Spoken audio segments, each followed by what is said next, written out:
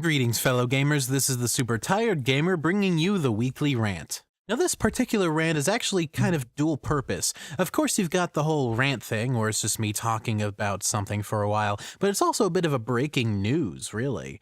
Or breaking news cast. Uh, it's not really a cast, but you get what I mean. Some details about a brand spankin' new Android-based console by the name of OUYA, or OUYA, or OUYA? Ouija? Whatever, however you want to pronounce it, these details were recently released, along with a mock-up screenshot of the home UI and some images of what the console may look like. So apparently all the games that will be developed for this console will be on the console free-to-play with an in-game cash shop, kind of like how League of Legends works, or the free-to-play MMOs out there like Hellgate London, or Spiral Knights, or Dungeons & Dragons Online, or how TF2 works now. Also, supposedly, any and all developers are free to make whatever games they want for it. It's completely open. It doesn't matter if you have contracts with other things or whatever. It doesn't matter. They want you to make games for it. Also, this is just a hunch, so don't take it as fact. This is just me kind of predicting things. Hopefully I'm right. Is that likely all the games for this, since they're free to play with an in-game cash shop, they'll be downloadable and purely digital as opposed to physical copies that places like GameStop can rip people off with and steal money from the developers with. If you want to know more about how that works, well, it might be in another rant of mine. I will likely rant about GameStop at one point. So, and that would be great because, well, honestly, physical copies are kind of phasing out. People are more into actually downloading their games now, and that's great because we don't have to worry about places like GameStop. And I'm ranting on GameStop a lot right now, aren't I? I'm gonna move on. So obviously the console will hook up to your TV like all consoles do, and on day one it will retail for $99.99. I know, that's ridiculous, right? Completely cheap, but it gets better.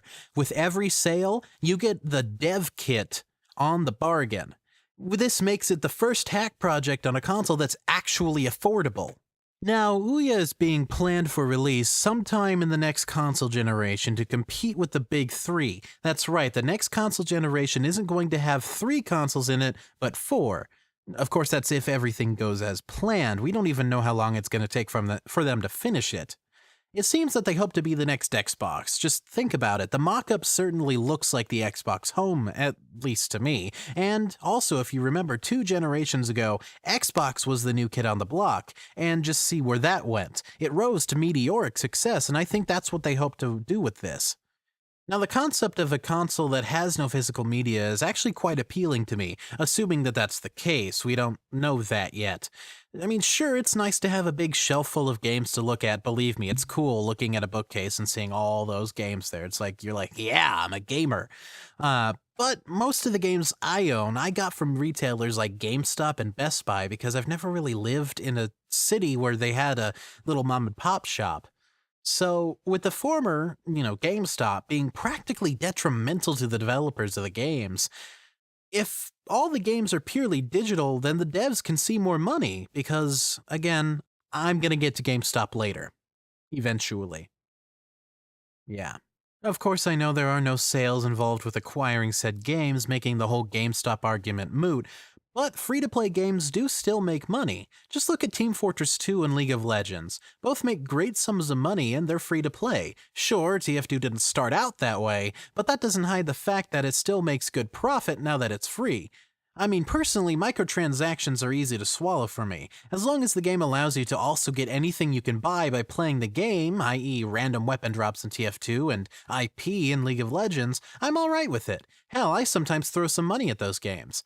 I like to support devs that make games I enjoy, and in this case, I'm getting something in return. Now that everything is out of the way, I want to bring us to the real point of this question, and it's a little bittersweet, I have to say. In a time where the console market is actually beginning to be dwarfed by the PC market, is it a wise decision to roll out a brand new console?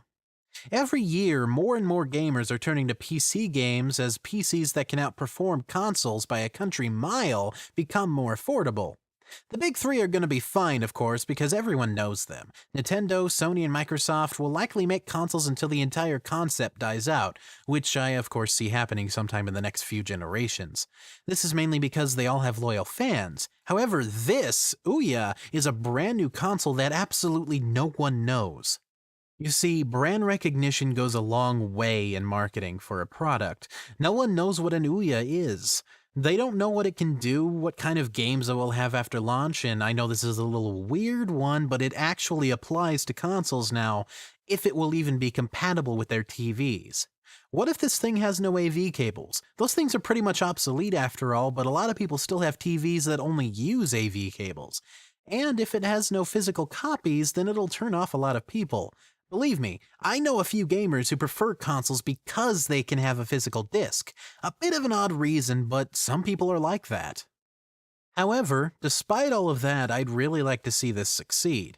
I tend to root for newcomers and things, not so much to see them beat everyone else, but at least to see them do well. Plus, it's just a cool idea. It's basically an open source console. I didn't think I'd ever be able to say that, but I just did.